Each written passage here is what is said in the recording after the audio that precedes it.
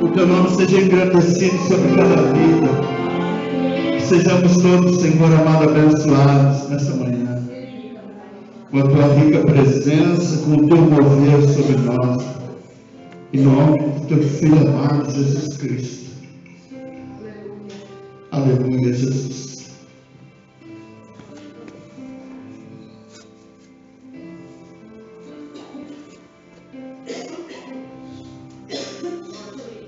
Amém. Cumprimento a todos com a graça e a paz do Senhor Jesus. Amém.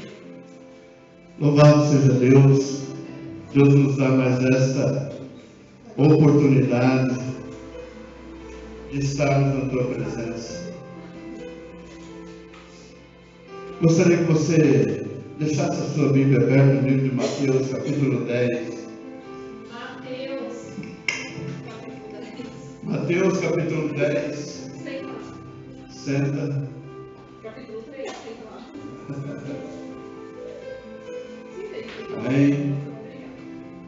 Estamos felizes por mais uma manhã na presença do nosso Deus.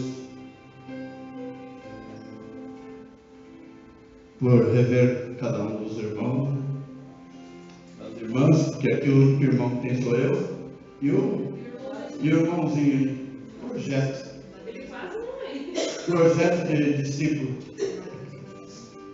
Mateus capítulo 10. Na semana passada eu comecei a ministrar sobre o puro e o profano. E ficou algumas coisas para trás que eu estava lendo agora de manhã, eu olhei assim e falei assim, mas vamos falar sobre isso também. Nós precisamos entender a nossa capacidade. Eu acredito assim que, qual é a sua capacidade de armazenamento na sua mente? Quanto você acha que cabe na sua mente? Por exemplo, o seu passado, quantos anos você tem? Veja o seu passado, veja se você lembra de tudo. O que aconteceu ontem, veja se você lembra de tudo. Então a nossa capacidade de armazenamento ela é tão grande que eu tenho 60 anos, eu não lembro muitas coisas da minha infância, mas elas estão todas aqui registradas. E eu posso dizer para você que cabe muito mais ainda. Já li a Bíblia, já li livros, já aprendi coisas, já vivi coisas, então todas registradas. Então veja a nossa capacidade de armazenamento. E qual é a nossa capacidade de transmitir esse conhecimento? Qual é a nossa capacidade de retransmitir? De, por exemplo, eu vou dizer assim para você, bom dia, qual vai ser a sua resposta? Bom dia. E se eu disser assim, bom dia, tudo bem? Qual vai ser a sua resposta? Tudo bem, então nós acrescentamos mais duas palavras. E se eu disser assim, bom dia, como vai você? Tudo bem, como vai você? Nós acrescentamos mais duas. Aí já começa a ficar longo demais. Aí eu pego e falo para você assim, agora vira para o irmão Vilma e diga, bom dia, tudo bem com você? Como vai você? Para ver se todas as palavras serão ditas. Amém? Vê para ver se todas as palavras chegam como ela foi lançada. Então a nossa capacidade de aprender, a nossa capacidade de armazenar as coisas no nosso pensamento, bom dia, a nossa capacidade de armazenar, ela é muito profunda. Uma vez um pastor ele disse assim que nós temos 80 milhões de neurônios e nós não usamos nem 10% dele. Então nós temos uma capacidade de armazenar as coisas na nossa mente que é tremenda. Então tem caixinhas, como diz o Cláudio Duarte, né? Tem caixinhas que a gente abre e tem coisas que a gente deposita lá dentro e a gente vai armazenando. Mas as coisas boas, de como transmiti-las, de como enviá-las, de como mandar mensagem, você tem mais facilidade em mandar mensagens faladas no WhatsApp ou escritas? Essa é uma pergunta. Estou perguntando para você. Qual é a sua facilidade? Você tem mais facilidade em enviar uma mensagem via WhatsApp falada ou escrita? Qual é a sua maior facilidade? A minha maior é falar. É falar. Porque você tem dificuldade para escrever. E às vezes nós não conseguimos. Silvana, seja bem-vinda, querido, em nome de Jesus. Nós não temos aquela mesma habilidade no WhatsApp que nós temos para escrever. Então, às vezes, nós ficamos pensando o que o outro vai dizer sobre aquela nossa escrita. Então, nós preferimos isso daqui. Mas com isso, nós, por exemplo, quando você fala com a expressão e com aquilo que está no seu coração. E quando você escreve, não é a mesma coisa. Amém? Então, o que eu quero dizer para você nessa manhã é que Deus ele trouxe a nós um conhecimento. E esse conhecimento, ele não é somente para ficar armazenado, mas era para levar ao conhecimento dos outros. As boas novas, as boas notícias, elas vieram até nós para a gente levar ao conhecimento dos outros. Para dizer aos outros que Jesus salva, que Jesus cura, que Jesus liberta, que Ele tem o poder de transformação. Hoje nós olhamos e vemos que as coisas estão muito corriqueiras e as coisas não estão acontecendo como acontecia antigamente, mas o Deus continua o mesmo. O que mudou foram os servos. A capacidade de transmissão daquilo que foi aprendido lá atrás. Então houve uma comissão, o Senhor comissionou os seus discípulos. E nessa comissão ele estabeleceu regras, situações, aonde eles deveriam ir, como deveriam se portar. Mas passado o tempo, as coisas que aconteceram lá, há 2000 anos atrás, não são as mesmas hoje. E uma das coisas que eu tenho visto e aprendido nesses últimos dias, é que o inimigo ele vai fazer uma força muito grande para esconder a verdade de você. Amém? Antes de nós lermos aqui em Mateus, eu gostaria de ler aqui em Apocalipse, capítulo 3, só para dar uma base para aquilo que a gente vai ministrar ao meu e ao seu coração, né?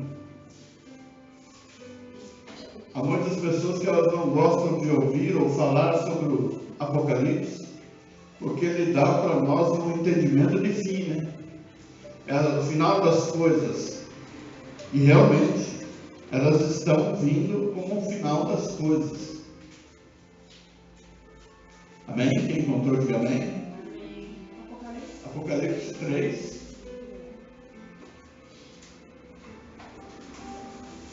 Aleluia. Eu quero ler junto com você a partir do verso 1. Dizendo assim que, assim como Deus comissionou seus discípulos lá no início, do capítulo 10 de Mateus, Ele também depois, Ele vai pedir conta sobre tudo aquilo que foi feito, e Ele estabeleceu a igreja para dar continuidade a tudo. Então a palavra de Deus fala assim, a quinta carta à igreja de Sardes. A palavra de Deus diz assim, e ao anjo da igreja que está em Sardes escreve, isto diz o que tem os 7 Espíritos de Deus, e as 7 estrelas. Eu sei as tuas obras, que tens nomes de que vives e estás morto. Sê vigilante e confirma o restante que estava para morrer, porque não achei as tuas obras perfeitas diante de Deus. Lembra-te, pois, do que tens recebido e ouvido, e guarda-o e arrepende-te. E se não vigiares, virei sobre ti como um ladrão, e não saberás a que hora sobre ti virei. Mas também tens em Sardes algumas pessoas que não contaminaram as suas vestes, e comigo andarão de branco, porquanto são dignas disso. O que vencer será vestido de vestes brancas. De maneira nenhuma riscarei o seu nome do livro da vida, e confessarei o seu nome diante de meu Pai e diante dos seus anjos. Quem tem ouvidos, ouça o que o Espírito diz às igrejas. No verso 7 ele diz assim, a igreja de Filadélfia, e ao anjo da igreja que está em Filadélfia escreve, isso diz o que é santo, o que é verdadeiro, o que tem a chave de Davi, o que abre e ninguém fecha, e fecha e ninguém abre. Eu sei as tuas obras, eis que diante de ti pôs uma porta aberta, e ninguém pode fechar. Tendo pouca força, guardaste a minha palavra e não negaste o meu nome. Eis que eu farei aos da sinagoga de Satanás, aos que se dizem judeus e não são, mas mentem. Eis que eu farei que venham e adorem prostrados a teus pés e saibam que eu te amo. Como guardaste a minha palavra, a palavra da minha paciência, também eu te guardarei da hora da tentação que há de vir sobre todo mundo, para tentar os que habitam na terra. Eis que venho sem demora. Guarda o que tens, para que ninguém tome a tua coroa. A quem vencer eu farei coluna no templo do meu Deus, e dele nunca sairá. E escreverei sobre ele o nome do meu Deus, e o nome da cidade do meu Deus, a nova Jerusalém que desce do céu, do meu Deus, e também o meu novo nome. Quem tem ouvidos, ouça o que o Espírito diz às igrejas. Amém? Então a palavra de Deus diz que Ele nos conhece e haverá esse julgamento, haverá esse dia, que nós nos apresentaremos diante do Senhor. Aqui Ele está deixando para nós uma palavra que eu conheço as suas obras, eu sei quem é você, eu sei o que você faz. E Ele está transmitindo uma palavra, Ele diz assim, ao anjo da igreja. Quem é o anjo da igreja? É o pastor. Então Ele traz uma palavra dura sobre a vida daquele que é fiel e sobre a vida daquele que é infiel. Por quê? Porque Ele sabe dos princípios. Ele sabe exatamente o que foi que Ele disse que era para nós fazermos desde o início. E Ele diz, não muda, é isso que eu fiz. A palavra de Deus no livro de Apocalipse, no finalzinho, diz assim, aquele que tirar um tio, um pingo, uma vírgula desse livro, seja tirado da sua recompensa, seja tirado também da sua vida. Ou seja, ninguém pode mudar o que está escrito. Uma vez escrito pelo Senhor, está escrito para todo sempre. Ninguém pode mudar aquilo que o Senhor escreveu. Não existe atualização da Bíblia. Não existe atualização da Bíblia. O que nós vemos é a linguagem de hoje. Você pode observar que o versículo da Revista Corrigida, quando chega na linguagem de hoje, ele muda um pouco o sentido. Quando muda o sentido, muda a interpretação. Mudando a interpretação, muda a origem da mensagem. Mudando a origem da mensagem, muda o final de cada um de nós. É como se nós, com uma missão de evangelizar, disséssemos para as pessoas, podem continuar como vocês estão vivendo, porque Jesus já voltou. Quem já ouviu dizer que Jesus já voltou? Quem já ouviu dizer que o inferno é aqui? Quantas vezes nós já não ouvimos? Mas na Bíblia diz que o inferno não é aqui, que o céu também não é aqui. O céu é o céu do Senhor e a terra Ele deu aos homens, para que os homens plantassem e colhessem daquilo que plantou. Mas o céu Ele reservou para aqueles que são seus. E uma boa notícia para nós é que a chave dos céus está nas mãos de Deus. Quem vai entrar lá é quem está com o seu nome inscrito no livro da vida. No meu status ontem eu coloquei vários versículos sobre o livro da vida. Que o livro da vida, Ele te deu 2 livros. Existem 2 livros, pelo entendimento que a Espírito de Deus me deu ontem. O livro da sua vida, da sua história, daquilo que você escreveu. Você imagina só você ganhando um livro com páginas para serem escritas. E esse livro tem o seu nome. Como eu tenho o hábito de dizer o nome de todo mundo, é sobre pouca gente. Então, o livro da vida é chamado Silvana. Esse é o seu livro. O livro da vida é chamado Ednélia, que é a pastora Nélia, que é a minha esposa. A irmã que não conhece, ela é minha esposa. A irmã Bruna, que é a minha vizinha, minha filha da fé. A irmã Vilma, que é nossa amiga, diaconisa, está aqui junto. Cada um de nós recebemos um livro de acordo com o nosso nome. Esse é o seu livro. E tudo aquilo que está escrito nele foi você e eu que escrevemos. Tudo. A Bíblia diz assim que aquilo que o homem planta, isso ele colhe.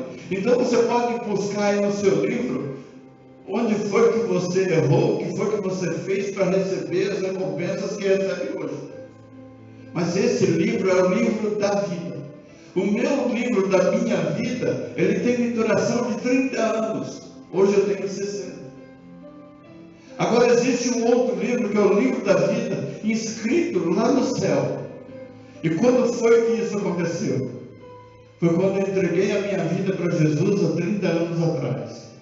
Então, um livro que eu escrevi com a minha própria letra, com a minha própria maneira, e tem um livro que Deus escreveu a meu respeito. Então, é como se Deus estivesse falando conosco, ou fazendo com a gente o que Ele fez com Jó. Quando Satanás se apresenta diante de Deus para falar sobre Jó, Deus diz para Satanás o quê?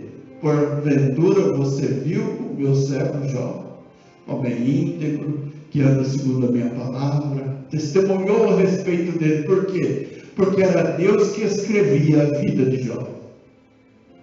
Quando aceitamos a Cristo e escrevemos o nosso nome no livro da vida do Cordeiro, para que Ele escreva a nossa história. Então Ele, nos meus 30 anos de crente, Ele veio me trazendo segundo a sua vontade, me guiando pelos caminhos que Ele achava direito, e me instruindo, até chegar o momento da abertura do ministério, onde Ele diz: eu quero que você faça isso, e não permita que nada de ruim aconteça, porque isso será responsabilidade sua. Lá no livro do Apocalipse ele fala: tenho contra ti, ou tenho algo com você, ou quero fazer algo com você. Existe uma responsabilidade na sua vida como servo de Deus, como pastor, como homem, como pai. Existe uma responsabilidade, e nós temos que retransmitir essa notícia.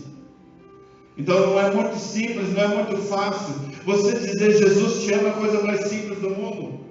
Agora imagina só, um servo, um profeta, que teve a oportunidade, como Daniel, ele foi até o rei, porque a Bíblia diz que uma mão escreveu Mene, Tekel, Ufarsim, escreveu na parede do palácio, e ninguém sabia a interpretação daquilo. Trouxeram Daniel, se não me falha a memória, e trouxeram Daniel para que interpretasse. Agora veja a coragem daquele profeta de dizer para o rei, Mene, pesado fosse achado na balança, Tekel, Ufarsim, contado foi o teu rei. Ou seja, Deus ele passou a régua sobre a vida de um rei, usando a vida de um profeta para interpretar aquilo que Deus havia dito para aquele rei. Porque aquele rei pegou os utensílios do templo do Senhor e começou a usar para uso próprio, para aquilo que era dele. Ou seja, era para bebedice, era para que todo mundo bebesse vinho e fizesse festa junto das coisas que eram santas. Aquilo que nós falamos no domingo passado, o que é santo, o que é profano, não podemos fazer essa mistura. Como foi apresentado no Velho Testamento, o fogo estranho. Para você ter uma ideia, você sabe como que acende o fogo da Olimpíada? Eu já falei na ministração. Você sabe como acende o fogo da Olimpíada? Sabe como é que eles fazem? Sabe aqueles refletores? Já viu aquele refletor forte que ilumina? Sim. No fundo dele tem uma parte de alumínio. Não é isso, mas é como se fosse uma bacia.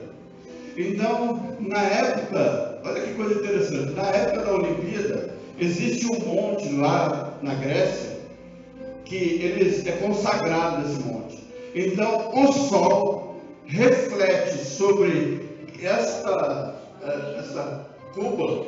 Oi? É como se fosse um alumínio, mas como se fosse uma cuba, assim, sabe? Acho que é cuba o nome, né? Aquelas coisas redondas, assim, tipo aquela bandeja, tipo tacho. Então, o que acontece? O sol bate naquele reflexo. E aquele reflexo bate em outra situação, em outra coisa. E aquela outra coisa vai pegando fogo, vai acendendo, vai acendendo, vai acendendo. Não é alguém que vai lá e pega o fósforo e acende. É o reflexo do sol que bate lá e eles acendem. E aquela chama não pode apagar em lugar nenhum. Então ela sai da Grécia, vai ser na França, daqui a 33 dias. Então ela sai da Grécia, passa pelo mundo inteiro, mas ela é adorada como se fosse uma chama consagrada, como se fosse Deus. Então ela passa pelo mundo inteiro até chegar ao seu objetivo. E aquela chama não pode apagar. Ela é colocada dentro de um algo assim, ela é carregada. Aquela chama não pode apagar, ela só apaga quando termina a Olimpíada. Depois eles vão lá e acendem de novo. No Velho Testamento, 2 homens resolveram trazer um fogo estranho para o tabernáculo. E eles entraram, eles não tinham autorização para isso. Mas eles entraram. Mas de onde que eles pegaram o fogo? Eles pegaram o fogo de onde estava o sacrifício. Porque fogo pode ser qualquer fogo. Mas só que o fogo que acendia as chamas, é o fogo do altar. Esse fogo do altar é o próprio Deus. Porque a Bíblia diz que ele é um fogo consumidor. Ele sendo fogo, ele é fogo. Então você vê vários aspectos. Você vê a pomba simbolizando o Espírito Santo. Você vê a água simbolizando o Espírito Santo. Você vê o fogo, que é Deus. Então essa chama que acendia as lâmpadas para não deixar apagar dentro do tabernáculo, era do altar. Não poderia ser de fora. Então eles vieram trazendo um fogo diferente. Então hoje o que nós vemos são vários fogos diferentes, que não vindo do verdadeiro altar.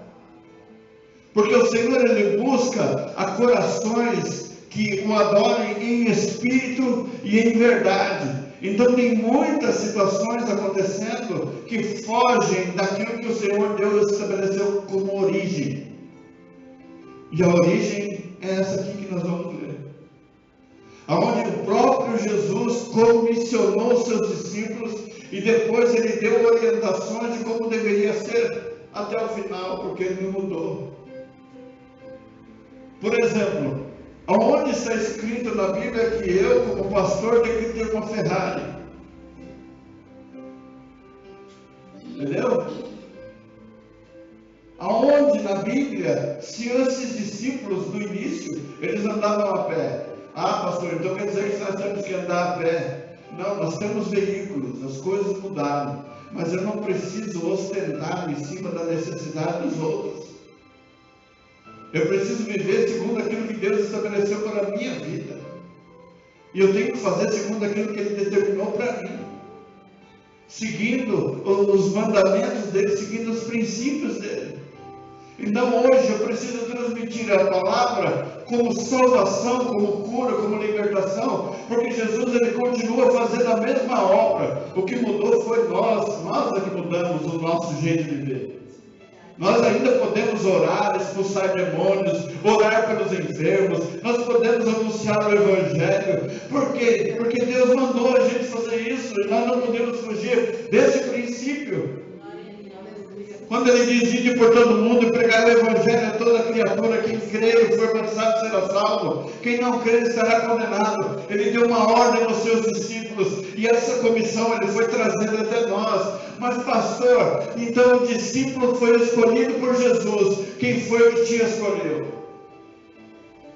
A palavra de Deus diz em Atos capítulo 1, quando Jesus diz aos seus discípulos: ficai em Jerusalém até que do alto sejais revestidos do poder de Deus.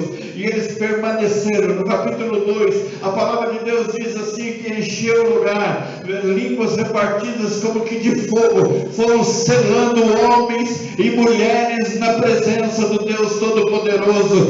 Ou seja, o próprio Deus foi quem me escolheu e foi quem te escolheu. Amém? O mesmo Deus que acendeu as luzes do tabernáculo é o mesmo Deus que está operando nos dias de hoje. O que mudou foi os nossos princípios, foi o nosso jeito, foi a nossa capacidade, a nossa força. Porque nós não achamos mais que Jesus faz. Olha que coisa interessante, nós estamos deixando cair no esquecimento. Mas ontem eu observei que não é deixando cair no esquecimento. É o diabo que está nos distraindo a tal ponto de esconder a verdade para que ninguém mais saiba e viva todo mundo a vida que Ele quer que o mundo viva. Porque nós precisamos voltar os nossos olhos para Cristo. Precisamos estar na presença de Deus. Nós estamos vindo uma vez por semana, então nós precisamos aproveitar bem essa situação. Esse momento, hoje é domingo, primeiro dia da semana. Olha que coisa gloriosa, pude levantar. Bendito seja o nome do Senhor. Para onde eu vou agora? Para a casa do Pai, do Filho e do Espírito Santo. O que eu vou fazer quando chegar lá? Eu vou dizer que Ele é santo, santo para sempre. Eu vou dizer que Ele é digno, digno de toda honra, de toda glória, de todo louvor. Bendizer o seu nome em todo o tempo. É isso que eu vou fazer quando eu estiver na sua presença. Aleluia! Vimos com alegria na presença do nosso Deus e dizer que só Ele é Deus e não há outro Deus semelhante a Ele, nem nos céus, nem na terra, nem embaixo da terra. Não há ninguém que se assemelhe a Ele. Por isso o crente não pode fazer sinal da cruz. O crente não pode andar com a cruz. O crente não pode andar com amuletos. O crente não pode fazer aquilo que vai contra aquilo que Deus aprova, porque senão nós estamos nos marcando, nós estamos deixando algo sobre nós, que Deus olha assim e fala: eu te escolhi para um princípio, eu te escolhi para algo diferente, eu te escolhi para que você seja diferente, eu te escolhi para que as pessoas olhem para você e dizem: tem algo diferente em você. Eu quero que você diga o que existe diferente na sua vida. Eu quero fazer a mesma coisa que você faz. As pessoas, as mulheres copiam as maquiagens, os homens copiam as roupas, os homens copiam as tatuagens, os homens mudam tudo, mas eles não copiam aquilo que é bom, perfeito e agradável na presença de Deus. Eles não copiam. Amém? Eles não copiam aquilo que é bom. As pessoas dizem assim, eu ouvi um padre dizendo isso, hoje eu posso falar que é um padre. Ele disse assim que alguém disse para ele que esse livro aqui é um livro comum. Eu nunca li um livro que trouxesse tanta vida como esse livro. Eu posso pegar qualquer livro, você pode pegar livro de qualquer autor. Os livros bíblicos de autores que são pastores, escritores crentes, evangélicos no Senhor, eles sempre colocam os seus comentários em versículos da Bíblia. Ou seja, eu escrevo algo aqui, mas eu aponto para Deus. Eu escrevo algo aqui, eu aponto para Deus. Então aquilo ali vem para mim como uma parcela daquilo que é o Todo-Poderoso. É um versículo daquilo que é toda a Bíblia. Mas quando você pega um livro de que é uma pessoa que não é crente, você vai ver ali que ele tem uma história. Por exemplo, o filósofo. Quantos livros de filósofos você não encontra em prateleiras? Mas a filosofia, ou aquele que é o psicólogo, ou aqueles que desentendidos da mente, eles ouvem tudo aquilo que você fala e diz para você assim, você pode passar uma hora falando com o psicólogo. E aí depois o psicólogo diz para você assim, tá bom, eu já ouvi tudo que você disse, mas o que você vai fazer? Sim, é isso mesmo. Ora, eu vim aqui para você me dizer o que eu vou fazer, meu Deus do céu. Você me falou tudo isso, tá bom, tá. E o que você vai fazer então? Eu falei, você sabe por que eu vim aqui? Eu vim aqui para você me dar uma solução. E ainda pergunta, como que eu posso te ajudar? Depois disso, você não pode ajudar. Você não pode. Verdadeiramente, você não pode me ajudar. Amém? Não pode. Psicólogo não pode. Filósofo não pode. Filósofo é como uma estátua. Você pode bater nele, ele não vai reclamar. Porque ele é oco. A filosofia, ela é oca. Ela não tem sentimento. Ela não tem nada. Ela é uma imagem, ela é uma estátua. Onde você vê é sempre a mesma coisa. Não muda nada, não se movimenta, é estática. Ah, tem muitos conhecedores. Não, eles não têm conhecimento. Eles são ocos. O psicólogo é um problemático. é aquele que encontrou a solução para ele. Mas ele acha que pode ajudar os outros. Para mim não pode. Tem muita gente que apoia, tudo. Eu não, porque o meu maior psicólogo, ele diz que eles não servem. É Jesus. Esse sim, você senta com ele e você conta todos os seus problemas e ele diz para você o que você pode fazer, que você vai resolver o seu problema e ainda vai trazer benefícios sobre você e sua família. Então qualquer outra pessoa não tem a capacidade para nos ajudar a resolver problemas. Então quando alguém diz que esse livro é um livro comum, não. Ele não é um livro comum, ele é o livro mais vendido na face da terra. Você pode em qualquer país, fazer pesquisa em qualquer lugar, o livro mais vendido é esse livro aqui, a Bíblia. A Bíblia Sagrada, que traz para nós o conhecimento. Amém? E ele disse assim, e esse livro, quando você olha para ele, ele é uma pessoa. Você vê uma pessoa aqui nesse livro? Você vai dizer que não estou vendo uma pessoa aqui. Mas tudo que está escrito aqui dentro, fala sobre essa pessoa. A pessoa do Pai, do Filho e do Espírito Santo. Tudo que está escrito aqui diz respeito a eles. E quando você abre esse livro, que é uma coisa mais linda, essa pessoa fala com você. Ele diz, eu sou o Senhor teu Deus, que te tirei da terra do Egito, e te digo, não tenha medo, não temas, eu sou contigo. Que palavra mais gostosa do que essa? Do que numa dificuldade, você abrir um livro e esse livro ministrar o seu coração. A minha mãe tem um livrinho, que é um livrinho que eu falo assim, que é livro de sobremesa.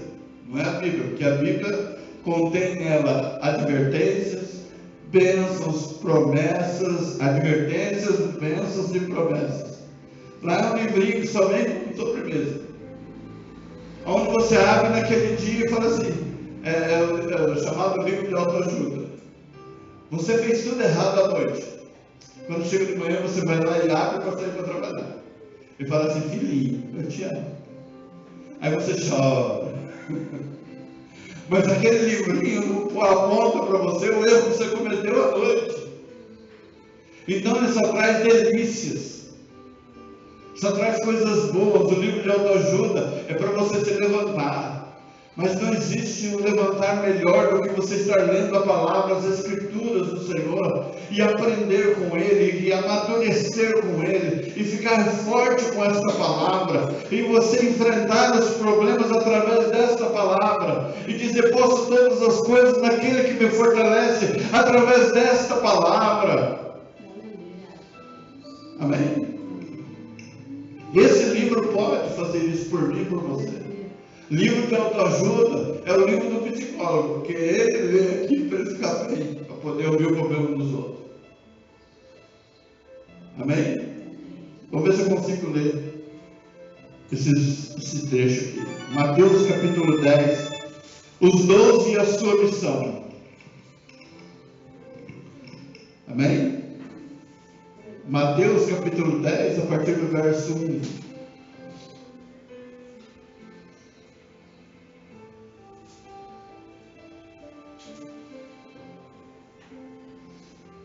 Aleluia, Jesus. Eu baixei um livro chamado Os 12 Improváveis. É um livro que fala sobre os 12 discípulos que Jesus comissionou. E desses homens, se você olhar assim, por exemplo, nós falamos sobre João, que é conhecido como o apóstolo do amor. Mas só que a gente sabe que o temperamento dele era difícil. Ele aconselhou Jesus a mandar matar todo mundo que perseguia ele. Então esse é o apóstolo do amor. Então quando você vê Jesus comissionando esses homens, cada um deles tinha uma característica.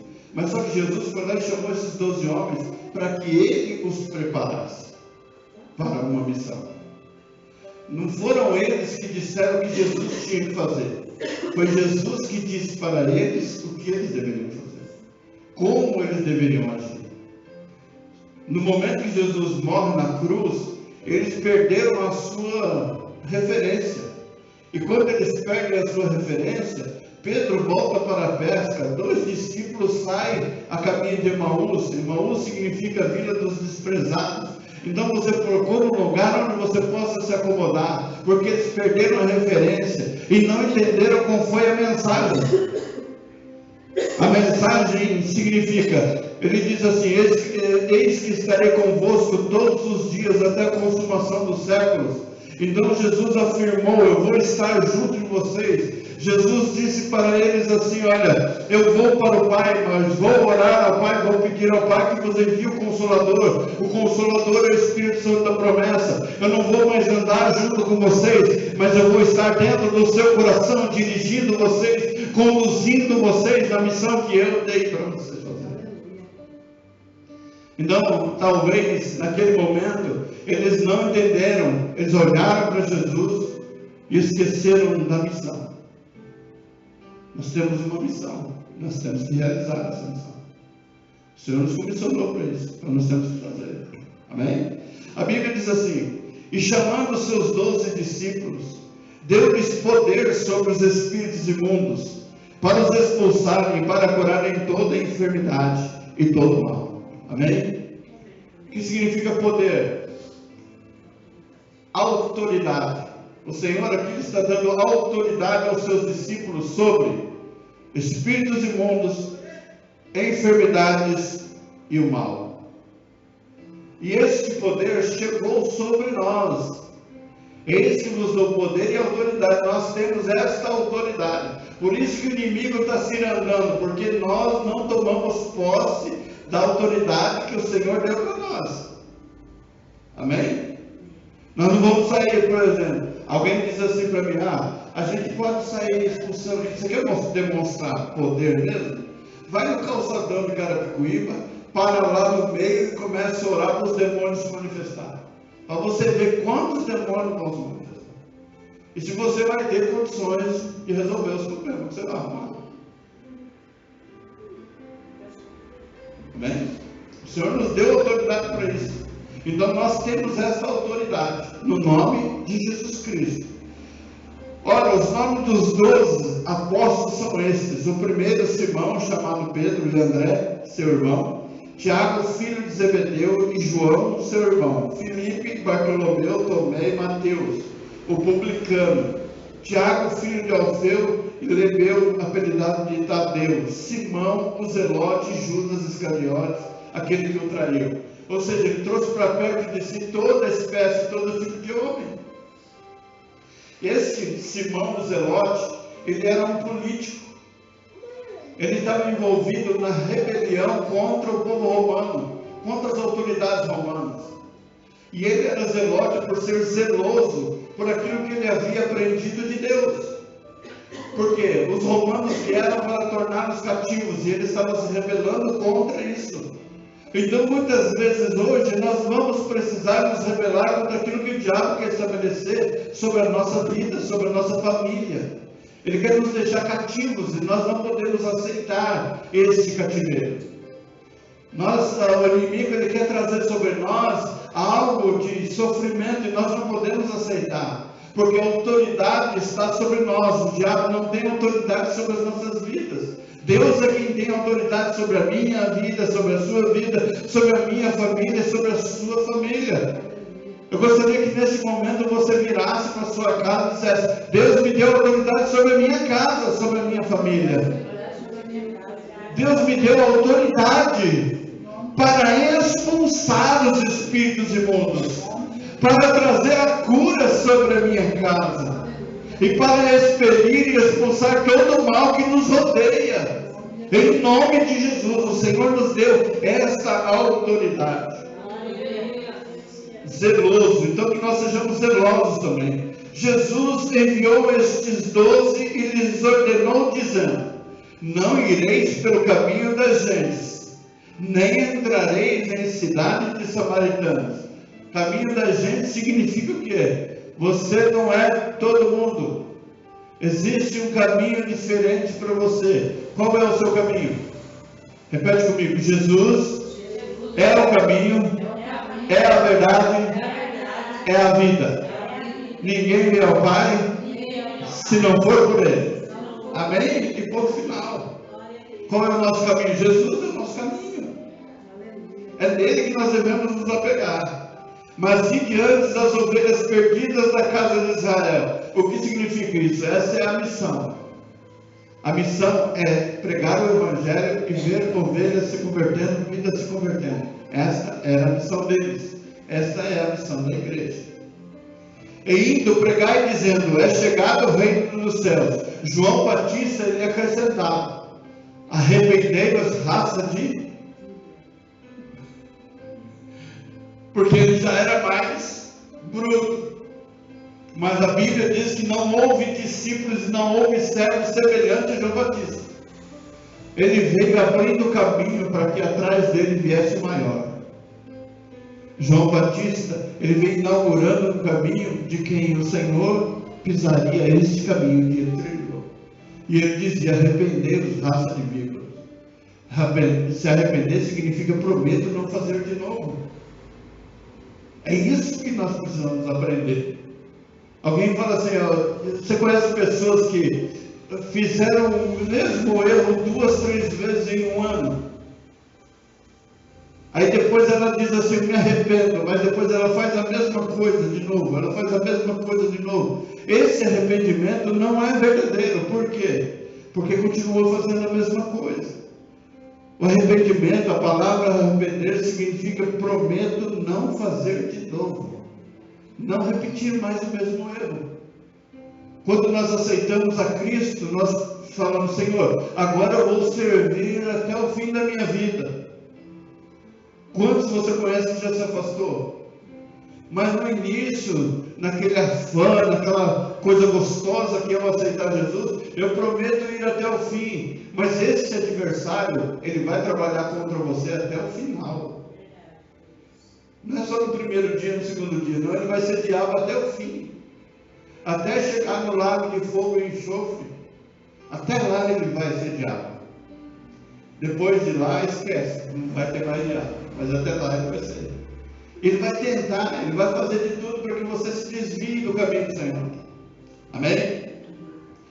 Curai os enfermos, limpai os leprosos, ressuscitai os mortos, expulsai os demônios. De graça recebestes, de graça dá. Quanto foi que eles gastaram para receber o ensinamento de Jesus? Então esse ensinamento eu deveria transmitir de graça. Assim foi que eu recebi, assim foi que eu transmito. Mas ele diz, curai os enfermos, limpai os leprosos, ressuscitai os mortos. Quanto tempo faz que você não vê uma pessoa ressuscitando?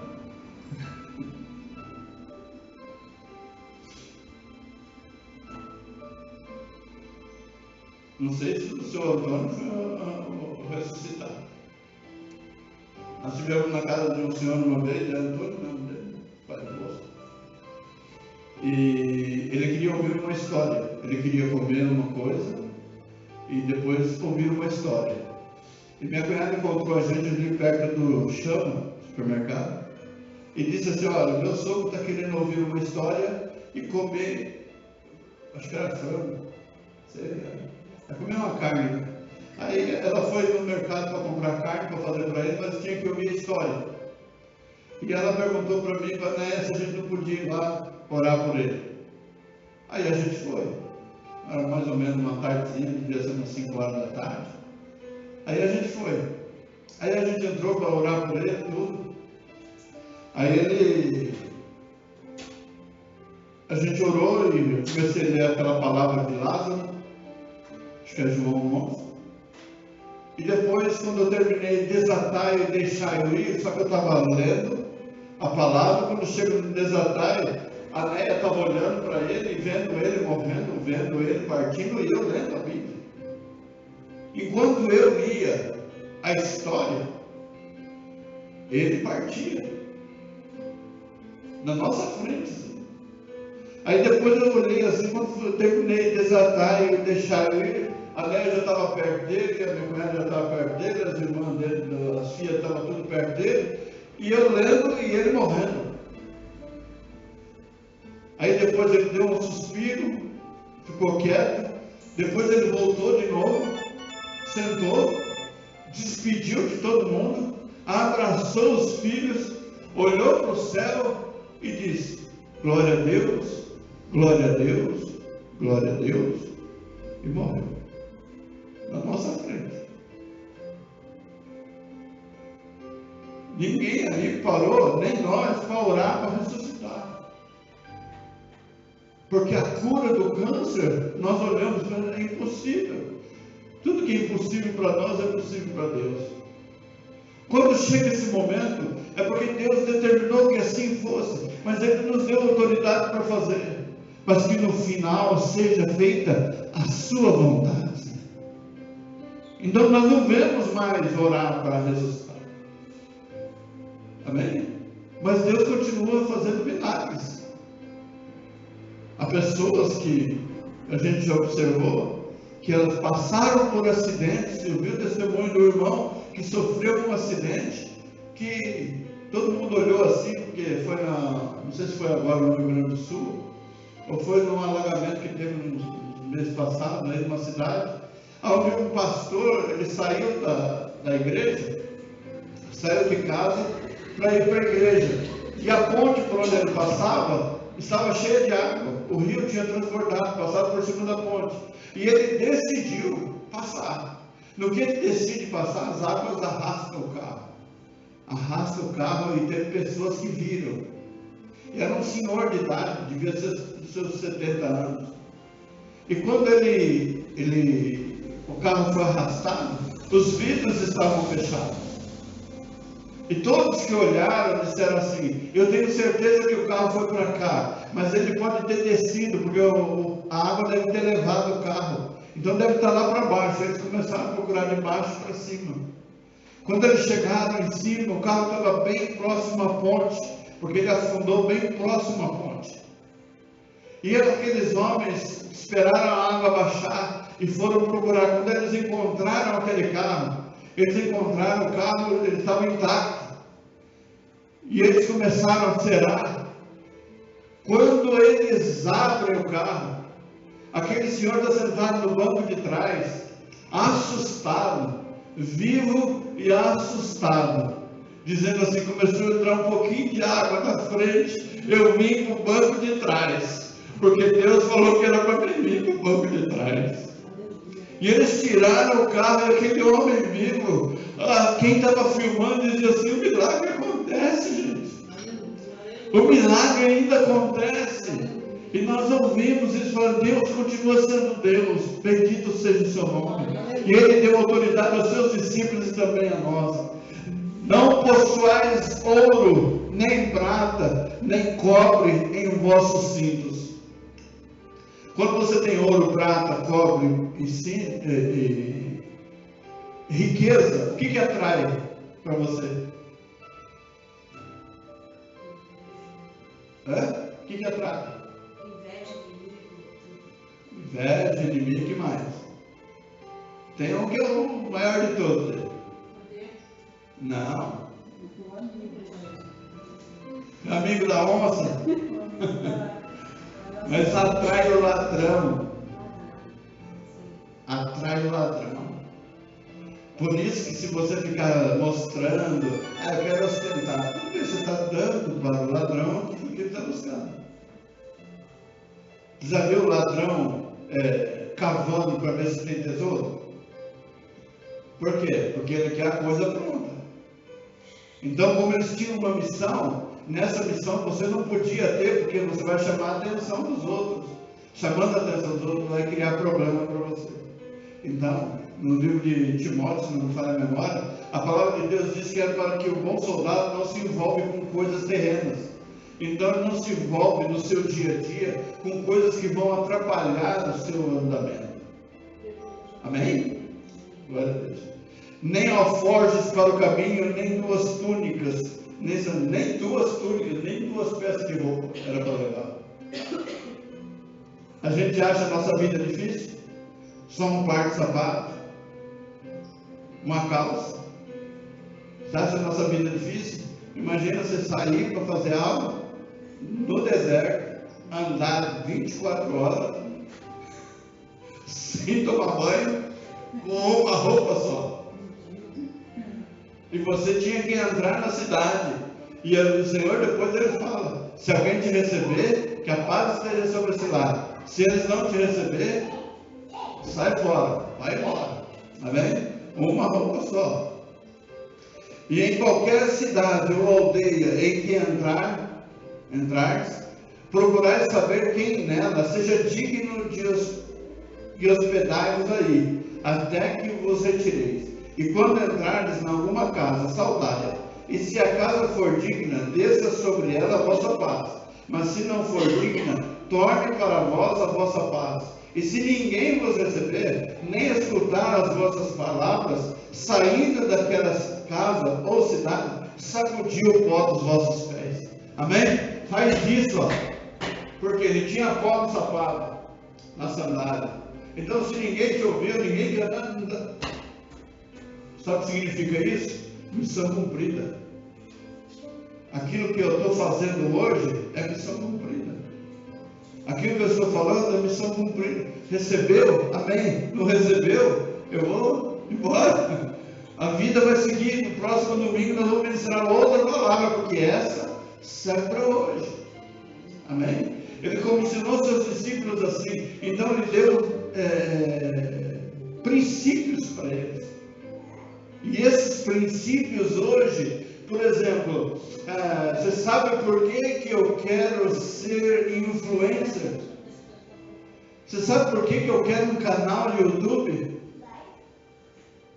Cada like que você dá é R$286 que cai na conta. Nada ali é de graça. Nós, no nosso canal do YouTube, eu não propago, não falo nada. Tem algumas visualizações. Nós estamos chegando a 3.000 visualizações. Mas nem todas elas dão 6 minutos. E tem mensagem lá que dá 1 hora.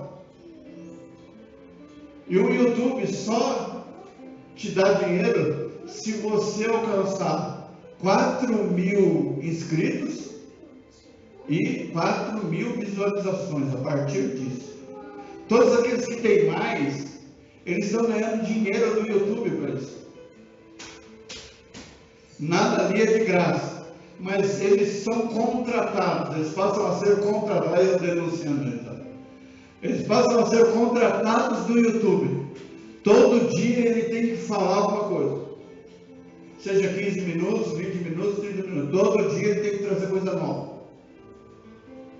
Aí eu te pergunto, os que são crentes, se dizem profetas, quanto tempo Deus fala com você na semana para que você tenha uma profecia por dia?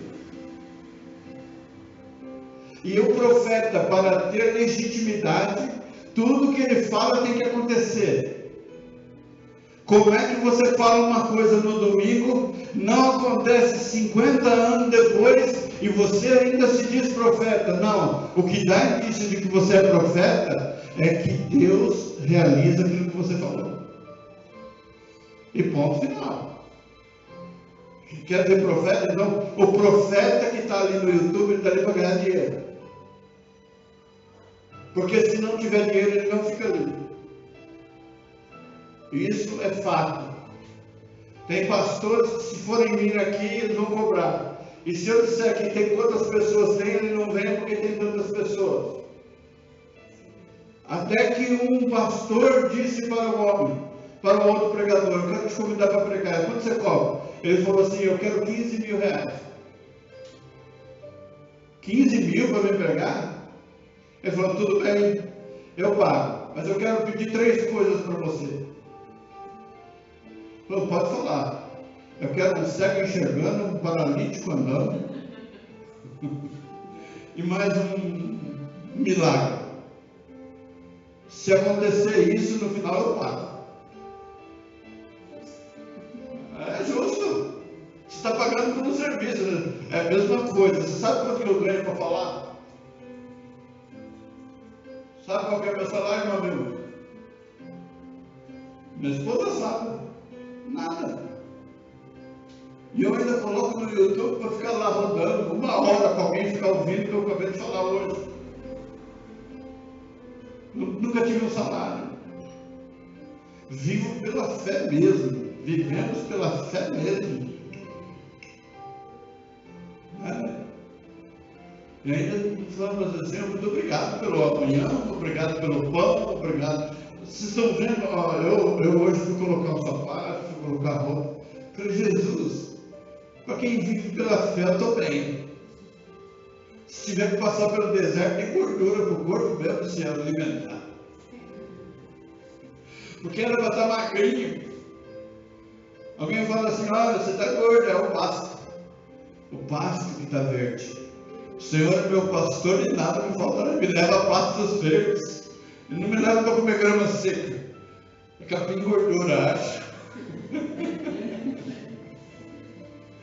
Acho que é capim gordura, né? Deixa a gente volumoso, né? Forte. Então o Senhor ele fala assim, olha, para que você seja contratado, você vai precisar disso. Então quero ver isso.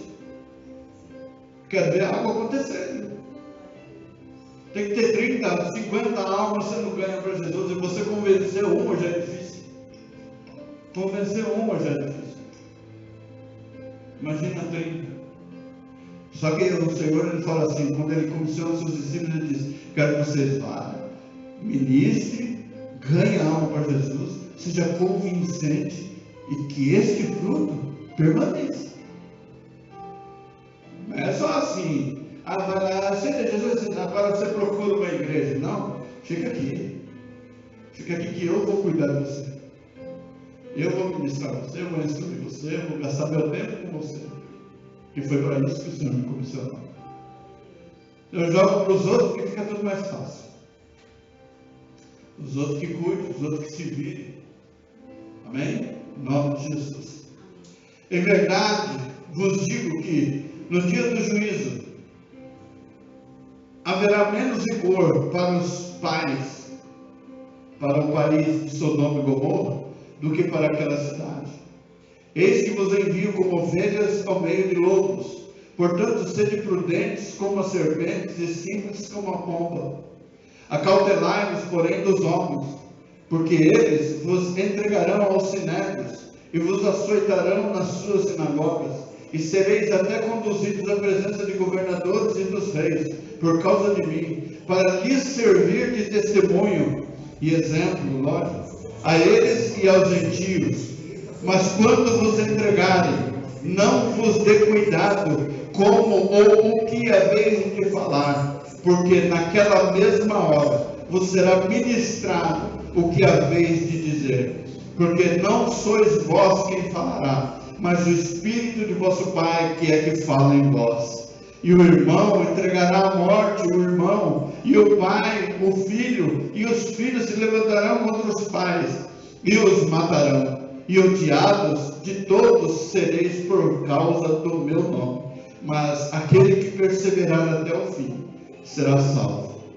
Quando, pois, os perseguirem nessa cidade, fugi para outra, porque em verdade vos digo que não acabareis de percorrer as cidades de Israel sem que venha o Filho do Homem. Não é o discípulo mais do que o mestre, nem o servo mais do que o seu senhor. Basta ao discípulo ser como seu mestre, e ao servo ser como seu senhor. Se chamaram Beelzebul ao pai de família, quanto mais aos seus domésticos. Portanto, não os temais, porque nada há encoberto que não haja de revelar-se, nem oculto que não haja de saber-se. O que vos digo em trevas, dizei-o em luz, e o que escutais ao ouvido, pregai-o sobre os telhados. E não temais os que matam o corpo, nem podem matar a alma. Temei antes aquele que pode fazer perecer no inferno a alma e o corpo. Não se vendem 2 passarinhos por um centil, nenhum deles cairá em terra sem a vontade de vosso Pai. Até mesmo os vossos cabelos, até mesmo os cabelos da vossa cabeça estão todos contados. Então os meus diminuíram as contas. O meu também fácil de contar, né, Senhor? Não temais, pois mais valeis vós do que os muitos passarinhos. Portanto, qualquer que me confessar diante dos homens, eu o confessarei diante de meu Pai que está nos céus. Mas qualquer que me negar diante dos homens, eu o negarei também diante de meu Pai que está nos céus. Não cuideis que vim trazer a paz à terra. Não vim trazer paz, mas a espada. Porque eu vim pôr em dissensão o homem contra seu pai, e a filha contra sua mãe, e a nora contra a sogra. Segura, João. E assim os inimigos do homem serão seus familiares. Quem ama o pai ou a mãe mais do que a mim, não é digno de mim. E quem ama o filho ou a filha mais do que a mim, não é digno de mim. E quem não toma a sua cruz e segue após mim, não é digno de mim. Quem achar a sua vida, perdê-la. E quem perder a sua vida por amor de mim, achá-la. Quem vos recebe a mim, me recebe.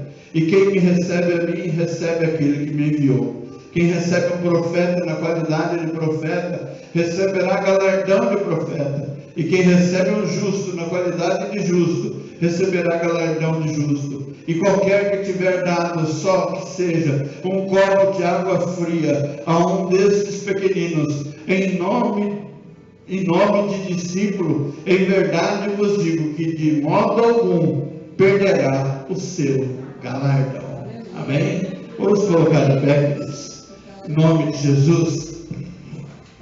Instrução nós temos, Deus Pai e Filho, Deus Pai, Deus Filho e Deus Espírito Santo junto conosco para nos abençoar e nos dirigir e abençoar os nossos passos. Amém? Irmã Silvana, seja sempre bem-vinda no nosso meio. Que Deus abençoe poderosamente a sua vida em nome de Jesus. Amém? Senhor Deus Todo-Poderoso, eu te louvo, bendigo o teu nome. Te agradeço, Senhor amado, por esta manhã diante de ti, por este domingo que se inicia, por iniciarmos na tua presença, por podermos, Senhor amado, ler as tuas escrituras, por podermos louvar a ti, ó Pai. Pai amado, podemos, Senhor amado, rever os nossos irmãos, podemos conhecer a vida da nossa irmã Silvana. Pai amado, podemos, Senhor amado, adentrar no teu templo, Pai, podemos adorar a ti. Pai amado, é mais uma semana que se inicia, logo começa mais um mês, ó Pai, e nós sabemos que tudo está nas tuas mãos e tudo está diante de ti. O poder, Senhor amado, que está sobre as nossas vidas, nós queremos usá-los, Senhor amado, que as vidas, Senhor amado, neste momento, que estiverem em cativeiro, que elas sejam libertas, aquelas que estiverem enfermos, que sejam curadas. Ó Pai amado, os pais que não estão trabalhando, que as portas se abram. Ó Deus Filho poderoso, que haja paz no seio da família. Pai amado, todo espírito de contenda nós repreendemos e abençoamos, Senhor amado, a cada vida. Abençoamos os nossos vizinhos da direita, da esquerda, da frente e de trás, os de cima, Senhor amado. Pai amado, toda esta região seja tomada pela tua presença, seja tomada, Senhor amado, pela tua mão poderosa, e que as famílias sejam impactadas neste dia. Pai amado, que venha o teu mover sobre as famílias, o mover de conserto, o mover, Senhor amado, de bênção, o mover, Senhor amado, de salvação, de cura, de libertação na tua presença. Vai por terra o valente, vai por terra o opressor, vai por terra, Senhor amado, aqueles que se opõem à tua palavra, e faça-nos, Senhor amado, vencedores diante da tua presença, para a glória e louvor do teu nome. É o que eu te peço, Senhor amado, nesta manhã, e te agradeço. Abençoa esta nova semana que se inicia. Abençoa, Senhor amado, o trabalho das nossas mãos. Pai amado, todos aqueles que trabalham, ó Pai amado, os dizimistas, os ofertantes da tua casa, que sejam todos tocados pela tua mão poderosa, Pai, e o teu nome seja poderosamente glorificado. É o que eu te peço nesta manhã e te agradeço, em nome do teu Filho amado Jesus Cristo, e que a graça de nosso Senhor e Salvador Jesus Cristo, o amor de Deus, o nosso Pai, a comunhão e a consolação do Santo Espírito de Deus esteja com a igreja vitoriosa de Jesus Cristo aqui reunida, e todos os irmãos digam amém. Vai encerrar em nome de Jesus. Cumprimento seu irmão, a paz do Senhor, e por gentileza não esqueça a irmã Silvana, não vai embora sem cumprimentá-la em nome de Jesus, e se sobrar um abraço no final me dê.